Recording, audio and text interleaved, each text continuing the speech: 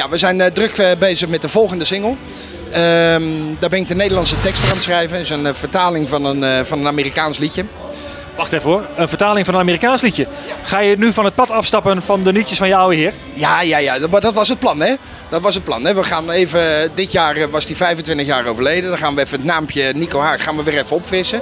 Maar ik wil gewoon mijn eigen carrière op touw zetten. Maar de liedjes die we gaan doen liggen in het verlengde van de liedjes van Nico Haak. En ik zal op het podium altijd de liedjes blijven doen.